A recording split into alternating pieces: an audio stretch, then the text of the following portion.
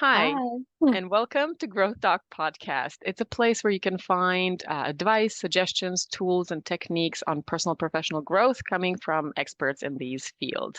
My name is Snezhana, and I'm your host for today, but I'm also a business coach and a leadership trainer. And it is a pleasure to introduce my guest for today. She's a fellow coach and a certified nutritionist. So, Saríce, welcome to the podcast. Hi, Snejana. Thank you so much for inviting me. Of And course. yeah, I'm excited about this conversation that we're going to have. Yep, me too, because you deal with a very important topic. And before we jump into it, would you just share briefly, a little bit about yourself? Sure. So my name is Sarice. I was born in the US, but I grew up in Israel. We're not going to get into that, but yeah, I pretty much grew up in between both places. And I think it gave me an interesting perspective about the world because they're really two very different cultures as far as Right. food and it just shows me like one of the things in health is that we think we're so much different, but we're so much similar than we think. A lot of us have the same challenges and things Mhm. around food. But just to give you a little background, I've always been fascinated with how food affects our body. Like literally when I was a little girl, my siblings would like tell you that I would like read the ingredients of cereal boxes and cookies. Like I didn't even know what they meant. I just like to read and see what's in this. And then as I got older, I was fascinated by the idea that food could heal you or destroy you. Like to me, Mm. that was just a fascinating connection. And at one point, like I knew I wanted to help people. I thought maybe I wanted to be a doctor. And then I was just like, oh no, that's too much for me. And also I felt like it was more like helping people. I wanted the food aspect because I'd Mm. never heard what a dietitian was, and that one was more through pharmaceuticals and drugs, which has its place too, of course, in our health care system. But I was more like I like the aspect of like food that you could buy at the supermarket that could help you heal your body. And then one day I just read an article about like it was about flu season and different foods you could eat to help keep boost your immune system. And I'm like, who wrote this? And then it had a name and it said registered dietitian. And I was like, Okay. oh wow, okay, what's a registered dietitian? And that's the day I decided I wanted to be a registered dietitian. And so I signed up for college and I went to school and here I am today. And thank you so much for being here today. Like I said, the topic that you work with is very interesting, and we all need it. And so I figured, once, because this is going to be airing in late January, so once all the holidays are out and we've had all the food that our heart Yeah. Oh, desires, then how do we transition to just eating healthier? So my first question for you is, there seem to be a lot of misconceptions about healthy eating. That it's hard, or it's challenging. There's not enough time, or no good ingredients. Can you share a little bit about what you run into about when it comes to misconceptions and healthy eating? okay. That's a great question. And I think one of the biggest misconceptions are that there's one best diet for everyone. Okay. Like people like this is the biggest one. Oh, the keto diet is the best. The vegan diet is the best. Paleo diet is the best. And one thing that research has showed us, you can check this, like we have something called meta-analyses. These are studies of studies. Hmm. And the studies show us that all roads can lead to Rome as long as you have like the basics down, and all of these diets kind of do a similar thing and receive. They're either like cleaning up your diet from processed foods, which you Hmm. can do with almost like you can do that with a vegan diet, with a carnivore diet, like, and they're like usually making you emphasis on eating more vegetables like fiber or Right. protein, and sometimes both. But yeah, that's sometimes like people think I have to give up bread, I have to give up meat, I have to give up do I think some people think that's confusing where you say, well, any diet can work. That should be liberating. That means you should choose a way of eating, because I hate the word diet, but you should Hmm. choose a way of eating that fits you. For some people like me, like I'm not a meat lover, so I have more of a plant-based diet. I love dairy and I love, like, I can eat eggs and lots of vegetables, and that's how I get my protein and my fiber. Some people love meat, and I would say you like eat meat and eat and make sure you get fiber also as well. I think those are like the main components that we're seeing today, that protein helps you maintain your muscle mass Hmm. as you age. That's super important. And fiber is extremely, not just for elimination, but also for our gut microbiome, like Mm. feeding the good bacteria in our gut. We're learning that has so many connections to a lot of different the aspects in health that I won't nerd out into right now. But yeah, that's one of the biggest misconceptions, basically, that there's only one diet that's perfect for everyone. So I say choose what works for you. If that's keto, if that's plant-based, I'm more of a balance girl. Like I Mm. say, don't do anything that you're not going to be able to maintain for the rest of your life, like, Right. so if you love bread, don't eliminate bread from your diet. You can be super healthy and you can eat bread. It's fine. Everything is like about proportions and moderation. So Okay. So, in that sense, then, how do we go about finding what works for us? I mean, I know people just try a whole bunch of different diets and then maybe they get stuck with one, but what is maybe a better way to approach finding what works for us? okay, so I would say like this. So it also depends what is your end goal. Hmm. So a lot of people that come to me, they'll either have conditions like high cholesterol, prediabetes, Right. obesity that they're dealing Oh, with.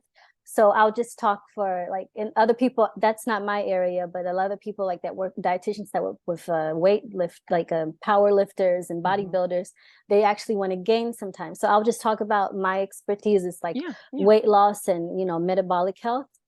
So I'm saying, I'm like, first of all, your goal is to lose weight. So if you're going to lose the weight, one of the things something's going to have to give. I'll say, Hmm. you're either going to have to restrict sounds so harsh, but you're going to have to lower your caloric intake, Hmm. or you're going to have to lower a food group. And I'm more lowering like your portion, so you don't have to eliminate a whole food group. Because some people Right. say I'll eliminate carbs completely, and that works for some people that don't like carbs. Like I have some clients that like they're like, oh, I don't really care for sweets and things like that. So I'm like, okay, well, you can eat more of the things that you do like you can eat more meat and more vegetables. And so I would say go for like what you like. For a person like me, I love my carbs. I love the croissant. I love like Oh, yes. baguette and fresh bread.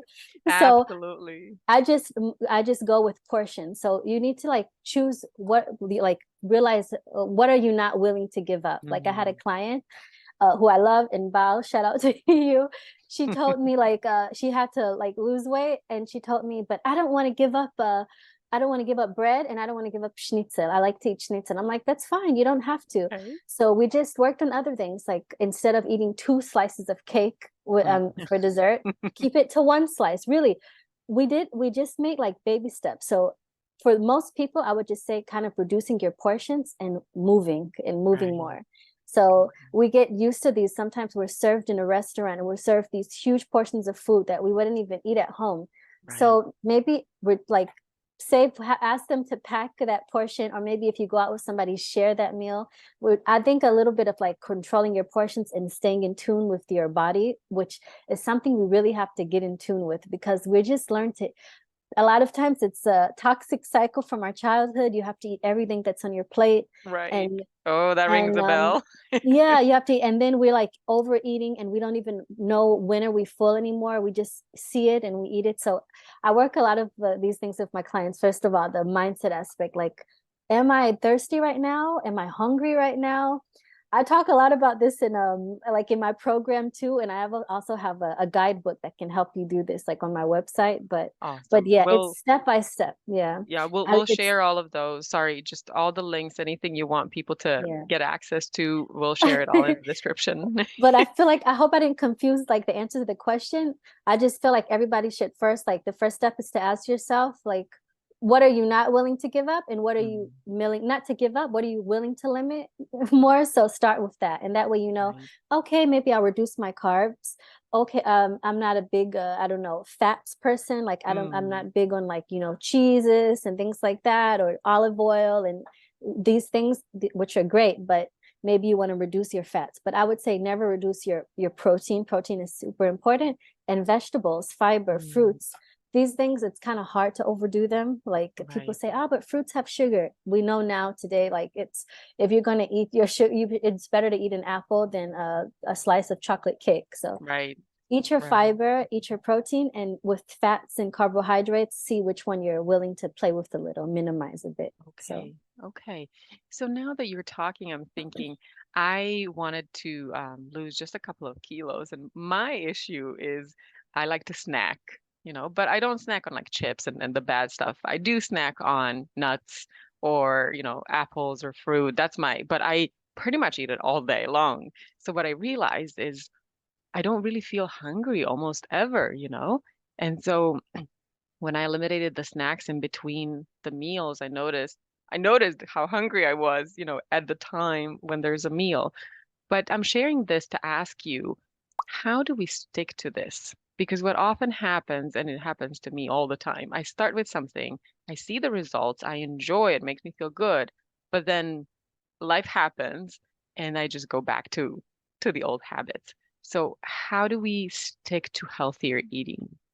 yeah, that's another thing. I always say like healthy eating is easy. It's simple. It's simple. Like we know protein, fiber, exercise, sleep, hydration. Those things are like easy concepts to understand, simple concepts to Right. understand.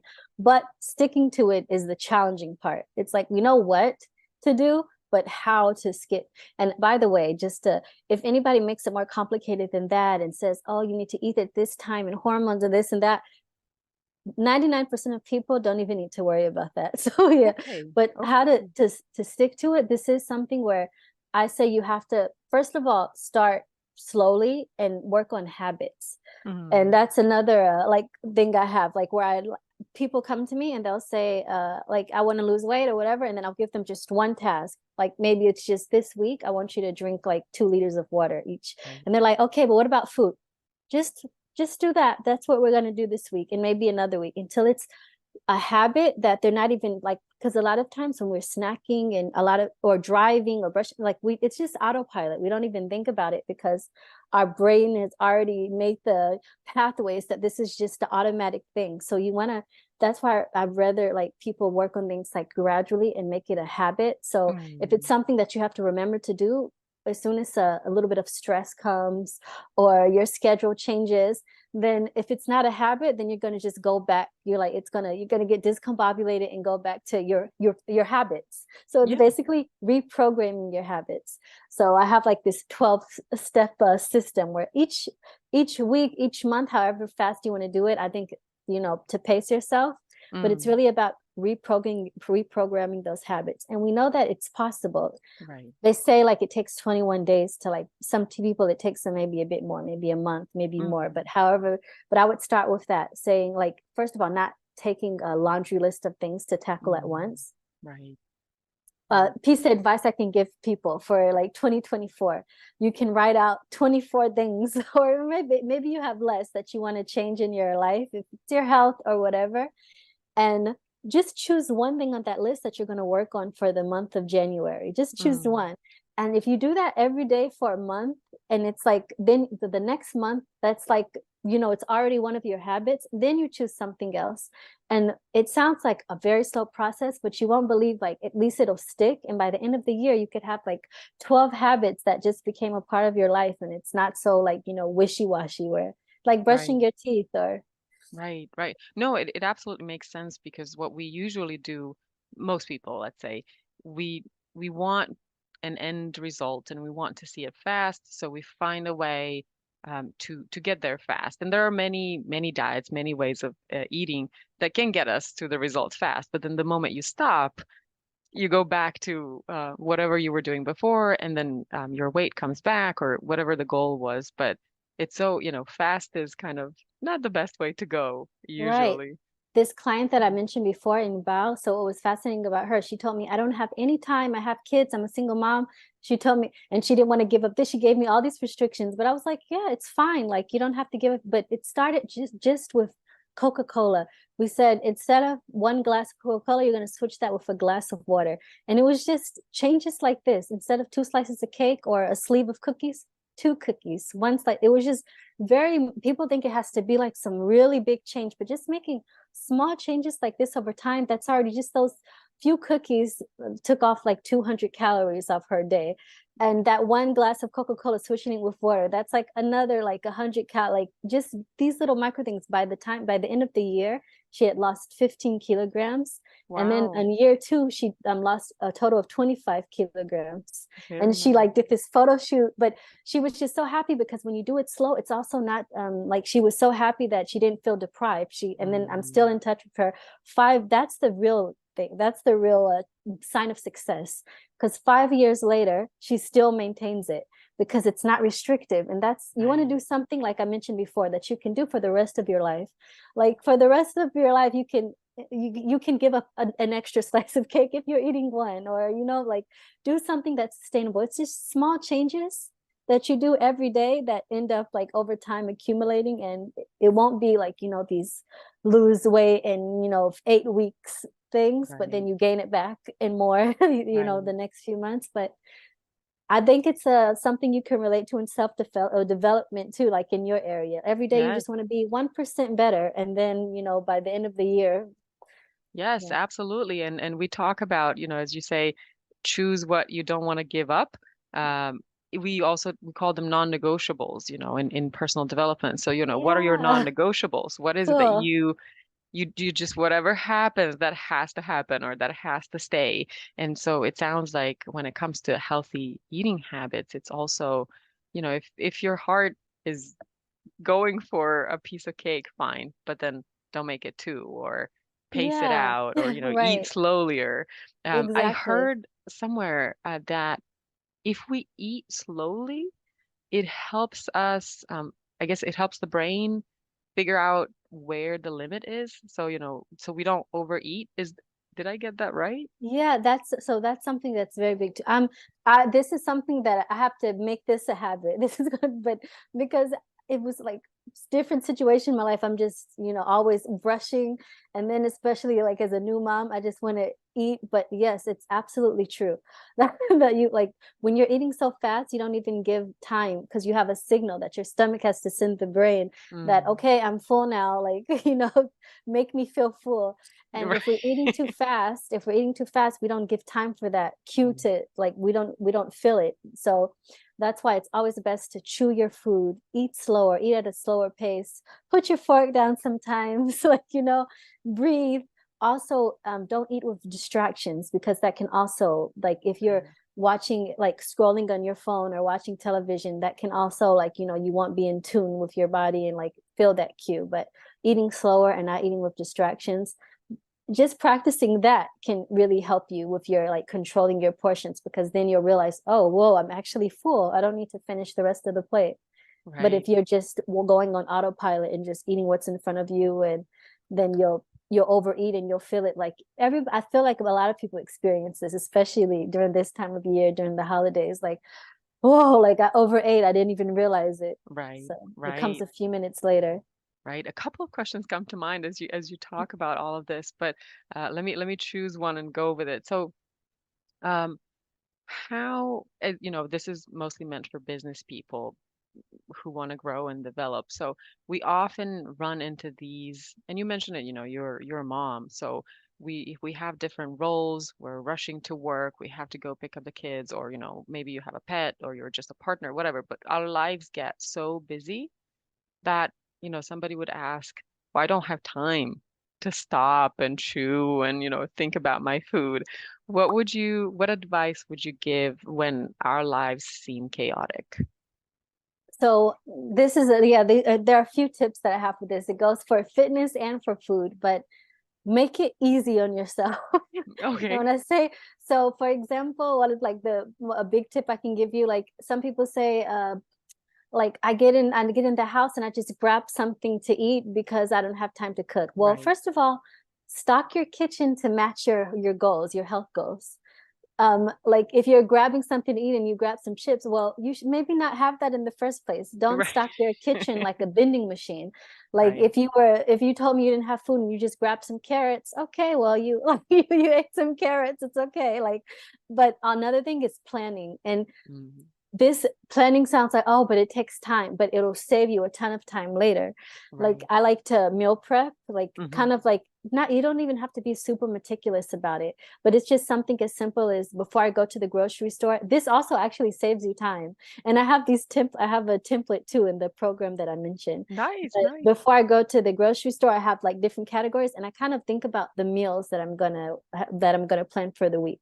This Hmm. helps me go to the grocery store quicker, or if you're ordering your groceries, I know a lot of people in the States do this. It makes it quicker.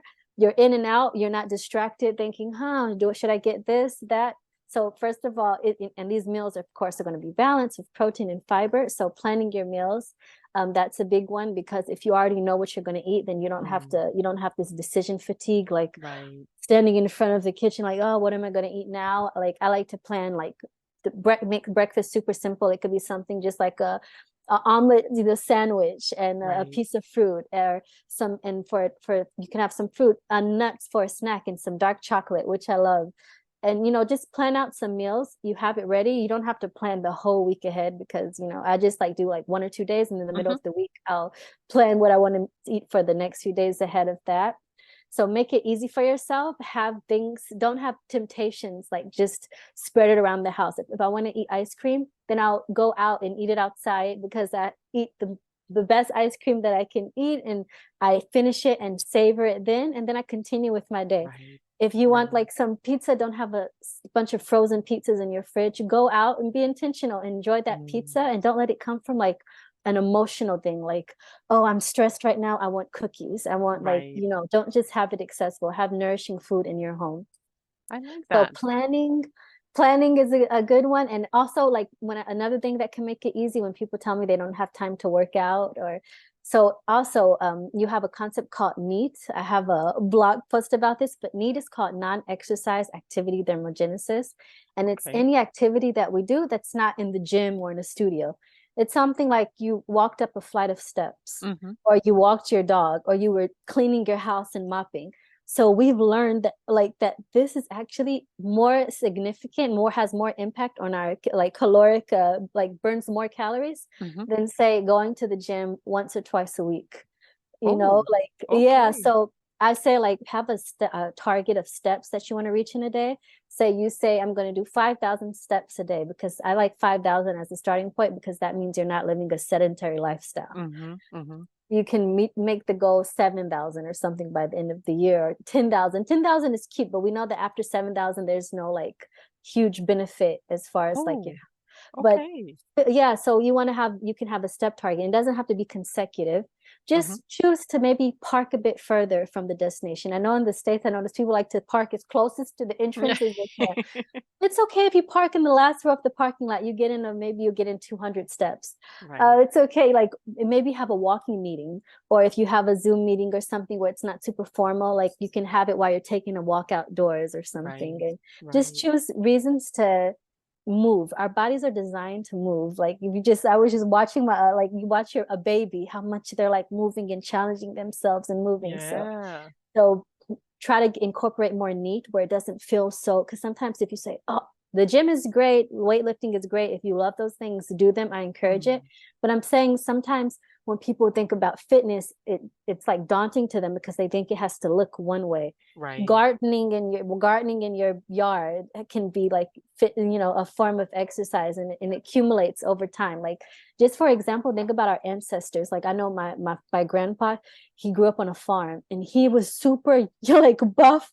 He never lifted a Yeah. weight in his life because his lifestyle was just really active. Like, he was Right. just so, think about these, like, it doesn't have to look one way. We can like take Mm. walks, go for a swim, cycle to work, and these Mm. have a huge impact, and they don't take a lot of time, because these are things that we would be doing anyway. We're just Right. making it involving movement and being more intentional about involving movement in it.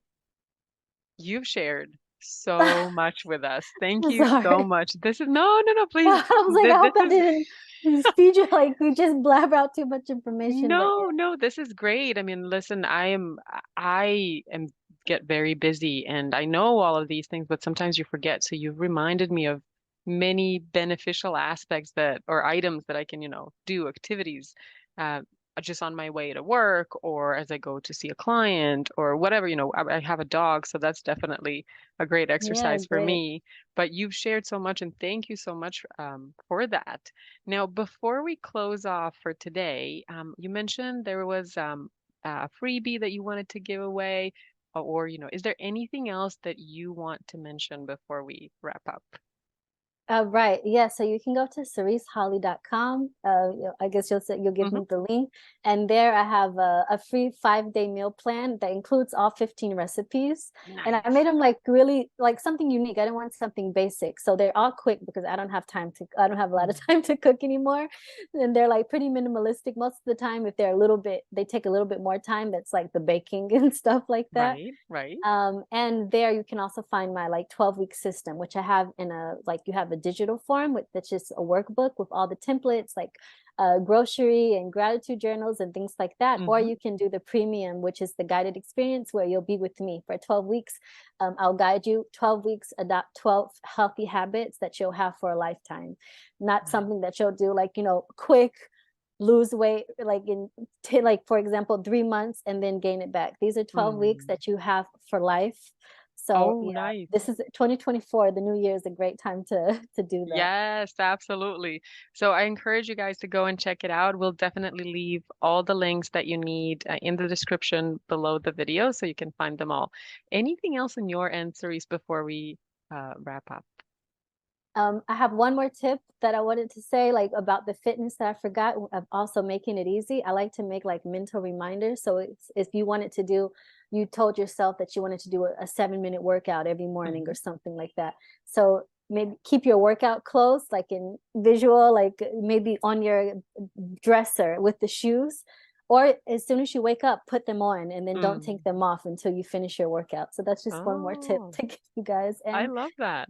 yeah, and happy holidays. And Serbian Christmas is going to be in January 7th, right? Yeah. Right, So, right. So we're recording this a little bit earlier, but by the time yeah. they see it, it's all gonna go. It's all gonna be So in the Merry past. Christmas to you. Yeah. Thank you so Orthodox much. Christmas, I should say. But yeah, thank Thank you so you. much. This was fun and It was a much great success. pleasure. You have so much to share, so guys, definitely go and check it out. Healthy eating is important for all of us, regardless of whether you want to work with a coach or not, but just be mindful of what you eat, when you eat, and how you eat. And before we wrap up, just remember to subscribe, click like if you enjoyed this content, because then we can do more for you. Cerise, thanks again so much. I've enjoyed it. It's been a pleasure and looking forward to doing another one. Yeah, sure. I'd love to. Thank you so much, Nidana. Thanks. Bye.